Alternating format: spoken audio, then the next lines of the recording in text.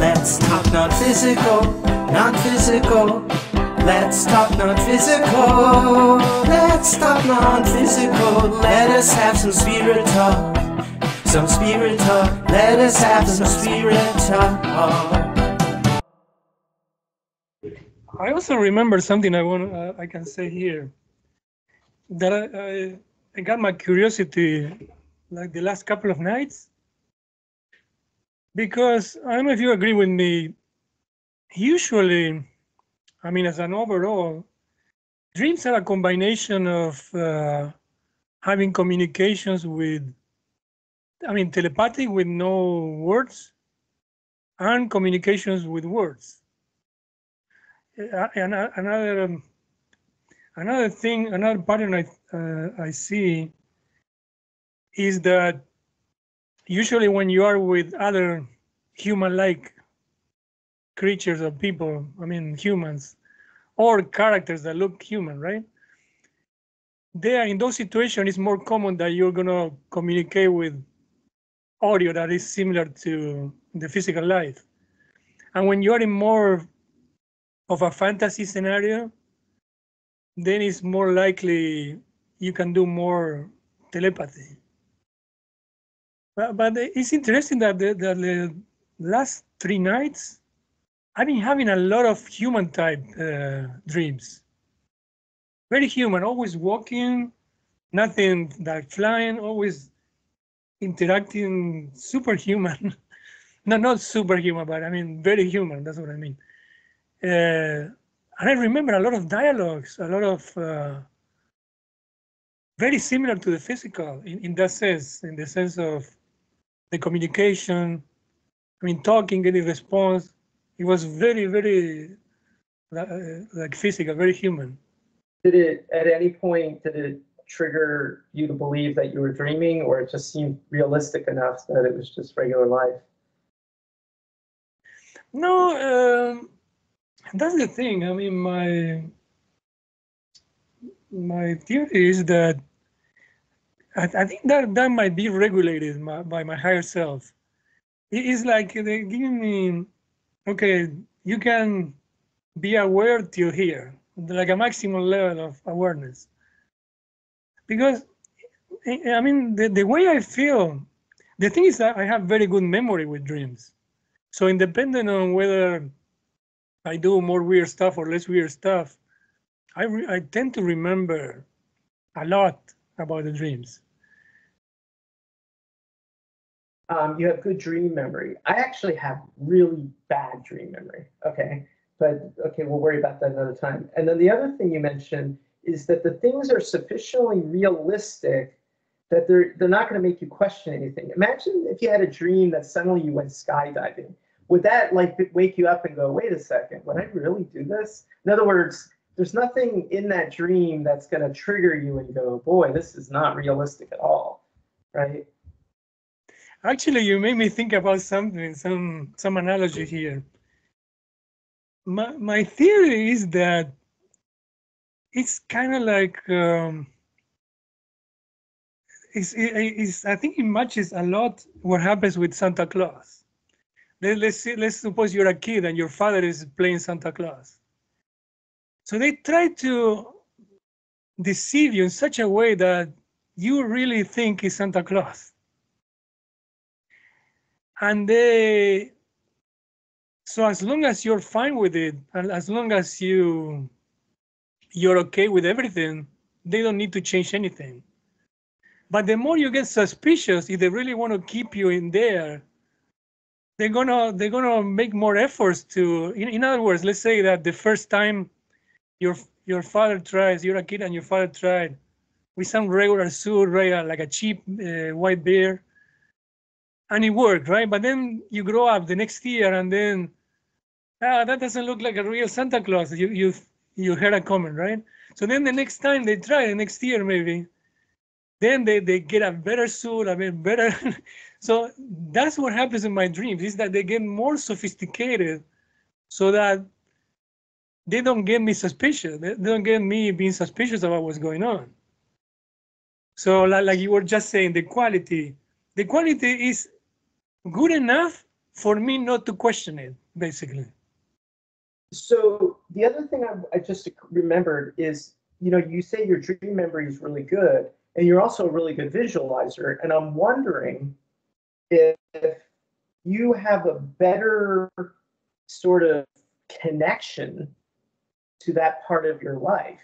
In other words, that when you close your eyes, it might be a little bit like a dream state. And so you just have like this bigger bandwidth network connection. Whereas for me, when I have to think back at my dreams, I just see like little bits and pieces and fragments and remember just little bits and pieces of it. I don't remember it in a sequence or anything. It's really like disconnected from my waking life, in terms of the memory of it. So I'm wondering if maybe you've either developed a strong, have you always had good dream memory? Yeah, I think what happened to me is that from so many dreams that I remember, I gained a lot of experience.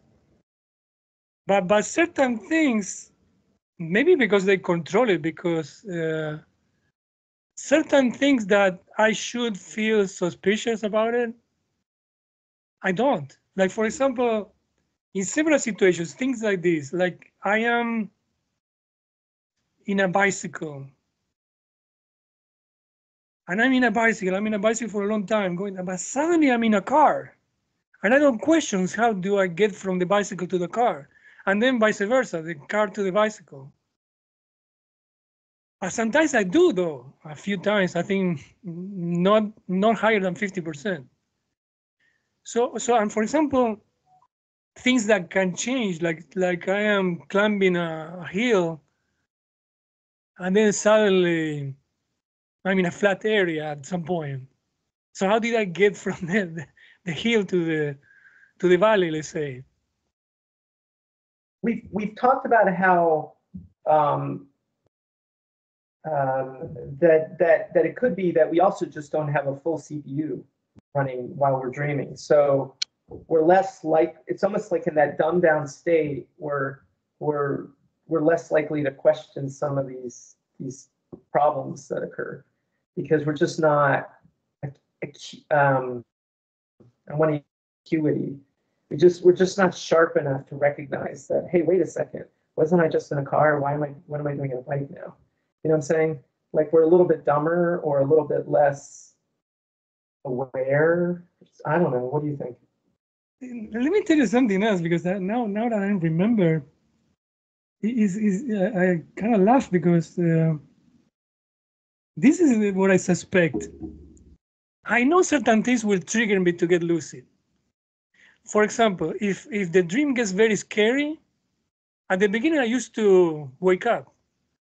But I mean, since I have so much experience, sometimes when it gets very scary, it's good for me because I say, oh, I'm fed up with this. I'm going to fly away of the dream, and then I do whatever I want. I become very lucid, and then I get in total control. So certain things that used to work for me in the past, now they don't work. So now I don't remember for a long time having scary dreams, because then it's going to get me out of the dream. They won't be able to keep me there. And I think they want to keep me for a long time in dreams. So now it's like they work in details and with some ranges, not to make sure that I stay in the dream. I noticed that. I mean, it's like this pattern that they don't give me too much of something. Even with things that are of pleasure. If I get a lot of pleasure, I might end up realizing, and I may become lucid, and I might screw up the pleasure, actually. And sometimes I tricked it because I noticed I was enjoying the pleasure, and I was thinking, if I show that I'm very aware about this is going to end soon. Since I remember previous similar situations, I tried to play dumb, basically. I say, oh, yeah. So, for example, it's like you're in a party, and the woman say, let's come here dancing. And I'm going to say, no, I'm interested in consciousness. I don't want to dance. but if I kind of like drink, right? If I get a drink, So yeah, let's dance. Let's forget about anything else. I mean, let's enjoy the now.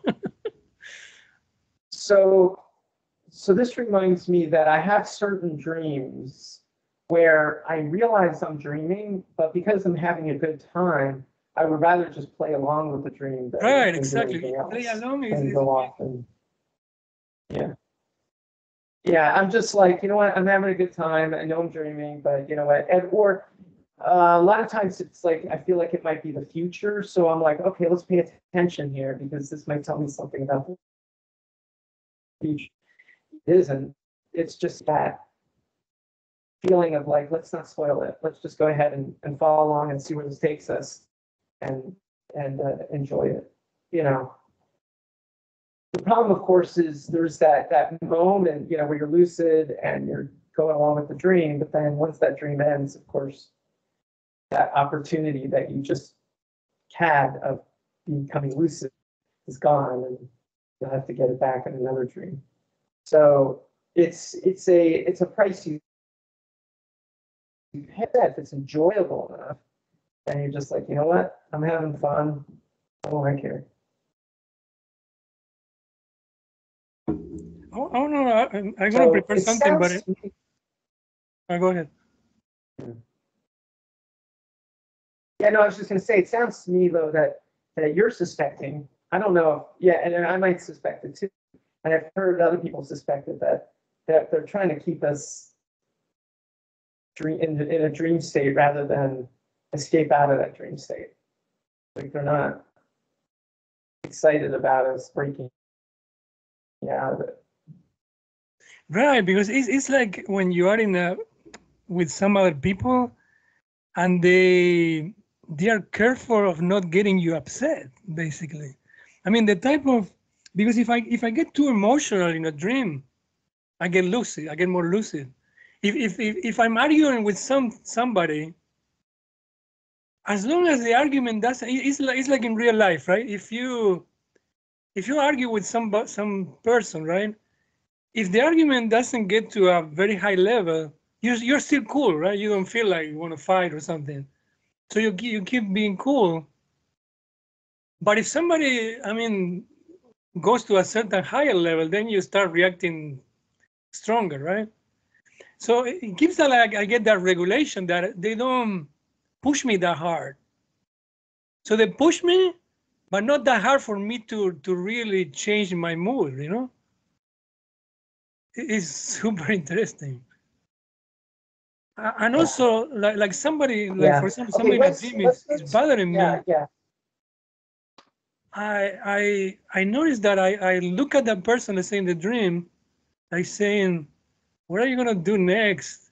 And it looks like they feel my thoughts, and the guy cools down. You see?